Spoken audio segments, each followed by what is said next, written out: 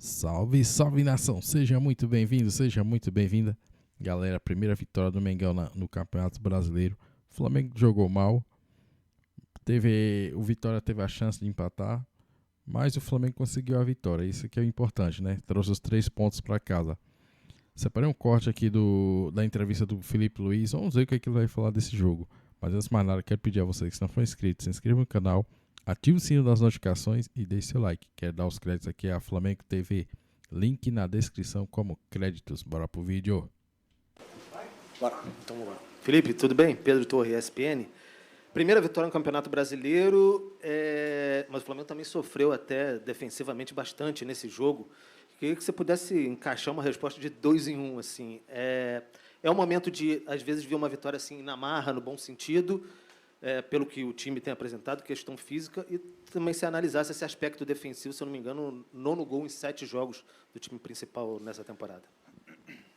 Bom, saiu daqui hoje com uma sensação parecida com a do ano passado, uma vitória difícil. Vamos lá? Saiu com uma sensação parecida com o ano passado, uma vitória difícil, um jogo não muito bom. Na verdade, foi um jogo muito difícil. Imaginávamos um jogo, esperávamos com um melhor refino técnico também dos jogadores, mas infelizmente o campo estava em péssimas condições, não ajudou a nossa saída de bola, demorou também a entender o jogo e isso nos levou. Abre aí.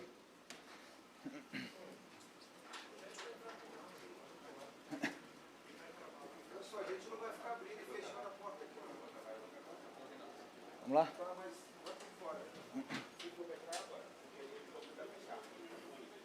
Então vamos parar tudo, esperar vocês resolverem aí tudo que vocês têm para resolver. Quando a gente puder, eu te continuo. É só ficar alguém lá. Pois é. Na porta. Pode segurança na porta, entrar, tá? Pode segurança na porta. Ninguém mais, tá? Fabinho, não entra mais ninguém. Não, nem bate aqui, tá, irmão? Bora, vamos lá. Já me perdi onde é que eu estava. Não, isso sim. Não, isso fez com que nossa equipe perdesse muitas bolas, não conseguíssemos sair do nosso campo. E o jogo claramente estava pedindo profundidade. Tanto é que o segundo gol do Cebolinha veio num ataque ao espaço. E tínhamos poucos jogadores com essa característica no primeiro tempo. No segundo tempo, com o resultado, eu sabia que o jogo pedia isso, mas com o resultado... esperava com algumas correções que melhorasse, melhorou. Acabamos tomando o gol no nosso melhor momento do jogo, onde a gente já estava com mais controle, já dominando e controlando todas as ações, e veio num erro nosso, acabamos sofrendo o gol, onde ficou, claro, é um jogo muito aberto, e a partir daí, claro, como eu falei, ganhar era super importante, muito mais fácil corrigir a equipe, ganhando do que perdendo, mas sem nenhuma dúvida temos aí muito caminho coisas para corrigir, muito caminho para percorrer. Felipe, boa noite, Laje Dal Fogo da Flamengo TV. Felipe, depois de 3 rodadas do Brasileiro, eu queria que você fizesse um balanço, no contexto mais geral mesmo, dos principais desafios que você tem encontrado para trabalhar o Campeonato Brasileiro mais cedo dessa vez, uma novidade no calendário, em meio a jogos decisivos do Carioca, Recopa e também a Supercopa do Brasil. O Campeonato Brasileiro é sempre, para mim, o mais difícil de conquistar. É o campeonato onde tem mais desafios, onde todas as equipes elas te colocam em dificuldades, as viagens, os campos, o tipo de estádio, o tipo de grama muda, tem grama sintética, tem esse campo de hoje, que infelizmente está em péssimas condições. Não era ruim, sempre foi um campo bom, e infelizmente hoje é assim. Então ele te leva a esses desafios, onde também joga com 8, 10 equipes que lutam todo ano para ficar na parte de cima da tabela. Então, é um campeonato muito competitivo, e indo jogo a jogo e corrigindo jogo a jogo e principalmente melhorando a nossa parte física jogo a jogo. Felipe, aqui, boa noite, Sidão Marinho da Litoral News. Queria que você fizesse uma avaliação da parte defensiva dentro dessa temporada. A gente tem visto alguns erros que não costumam acontecer. E em cima dessa linha defensiva tem o Rossi. E a importância de ter um goleiro desse quilate, desse tamanho, para construir esse resultado hoje, porque os 3 pontos são fundamentais para o Flamengo nessa arrancada inicial do Brasileiro. Obrigado. Sim, a nossa fase defensiva, por tomar gols, a gente culpa a defesa, mas eu não consigo separar, né? Vai conectado junto com o ataque, vai conectado com o nosso modelo de jogo, com a nossa pressão, todas as fases do jogo, bloco médio, bloco baixo, mas também passa muito pela nossa questão de controlar o jogo com bola, e não estamos conseguindo controlar o jogo com bola como gostaríamos, e essa parte é que eu preciso corrigir, mas não é só o sistema defensivo, é um todo que acaba estourando sempre na nossa fase defensiva. Até mesmo, se eu não me engano, o gol e o pênalti vieram de erros técnicos e contra-ataque. Então, estamos sofrendo com transições e nesse aspecto aí temos que melhorar. Felipe, aqui, boa noite. O Rossi, desculpa. Não, o Rossi vive um momento extraordinário, fez uma temporada incrível ano passado, jogou praticamente todos os jogos, está num grande momento e se espera sempre que o goleiro faça o simples e o seguro, mas quando faz uma atuação dessa temos que sempre reconhecer o nível do momento dele. Aqui agora, boa noite. Felipe, a gente percebe que todos os setores do Flamengo ainda estão ali numa fase de adaptação à temporada. O ataque, às vezes, toca muito errado, a defesa chegando um pouco atrasada. Mas eu queria saber, assim, de você, na sua visão, qual desses setores, defesa, meio e ataque, vai precisar mais da sua atenção nesse início de temporada, principalmente por pouco tempo que você tem para trabalhar agora? Você vai ter 4 dias, depois mais 4 até pegar o Lanús. Mas eu queria saber desses 3 setores, qual você vai ter que suar um pouco mais para poder arrumar e ajeitar. Obrigado. Não, a gente treina todos os setores juntos, depois, claro, existem os treinos setoriais e tudo mais, que eu passo todo o conteúdo sempre durante toda a semana e a nossa evolução é coletiva, né? Sempre penso em corrigir todos os setores do campo. O nosso refino técnico do jogo do Maracanã foi muito melhor com o passar dos minutos, os jogadores foram se soltando, mas a maioria dos jogadores que jogaram aquele jogo não estavam hoje.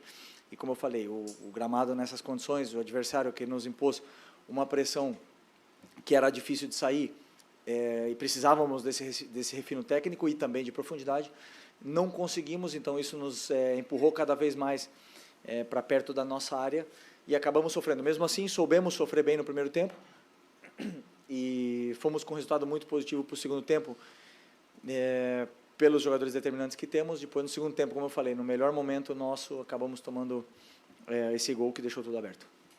Felipe, boa noite. Mauro Santana, do canal Mauro Santana. E queria que você fizesse uma análise do Paquetá, da evolução do Paquetá, mais uma partida.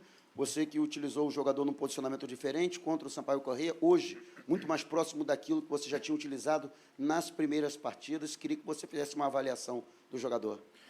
Bom, o Paquetá, para deixar claro, né, quando optamos por trazer o Paquetá, sempre pensamos para que ele pudesse jogar na meia. Quando o Paquetá veio, tínhamos 6 volantes. Agora, com a saída do Alan, temos 5. Não precisávamos de volante para esse elenco, não precisávamos dessa posição em concreto, e pensamos nele para meia. Ele está jogando na meia direita.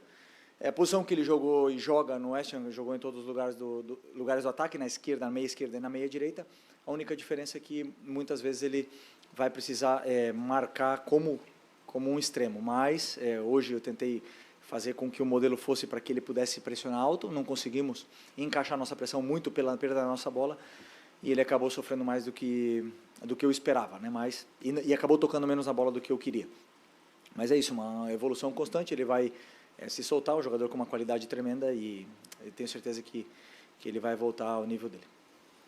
Boa noite, Felipe. Léo José do Coluna do Fla. Ainda seguindo nessa questão do Paquetá, tanto no West Ham quanto na seleção, o Paquetá ele jogou ali de segundo volante, tendo todo o ataque de frente para ele, um cara que tinha toda a visão de jogo. E, inclusive, foi dessa forma que ele jogou contra o Sampaio, né? Hoje ele jogou pela direita, fazendo essa função de ponta que você, inclusive, falou que ele volta para marcar algumas vezes. Como que você enxerga como que você faz essa comparação? O Paquetá ele é melhor jogando de frente para os companheiros de ataque ou atuando pela ponta? Não, ele não joga de ponta, ele joga de meia. Claro, ele marca de ponta, que é diferente. Ele joga de meia comigo, como se fosse na mesma função que ele jogava no West Ham, que era como um interior, um meia no 4-3-3. simplesmente que desse lado hoje tínhamos o Royal como o jogador na ala, né? E, como eu repito, eu jogo com 2 volantes lado a lado normalmente e não precisávamos de volante, precisávamos de meia, e ele foi escolhido para vir aqui como meia. Professor Felipe, boa noite. Ícaro Caldas. Queria que você explicasse um pouco sobre o Vitória hoje veio com linha de 4 no 4-3-3 e o Kaique marcando individual no Arrascaeta. Você esperava isso? Você não esperava? No bloco baixo, o Vitória continuava fazendo sua linha de 5. Você foi surpreendido ou não? E quais dificuldades que o Vitória fez para a sua equipe? Obrigado. Bom, eu esperava a linha de 5, esse 5-2-3, 5-4-1 do Vitória. Eu esperava que fossem menos pressionantes, foram bem impressionantes, até mesmo pelas condições do campo. Eu acho que isso deu certa confiança para eles saltarem mais na pressão. E sempre o Arrasca joga com marcação individual praticamente o ano inteiro. E tentamos sempre dar soluções para essa marcação que eles fizeram. Mas, como eu falei, esse tipo de marcação individual, onde entra todos os adversários dentro do nosso campo, o espaço está sempre na profundidade. E aí que no segundo tempo corrigimos esse detalhe e o time já conseguiu sair mais dessa pressão do Vitória e fazer ele jogar perto da área deles.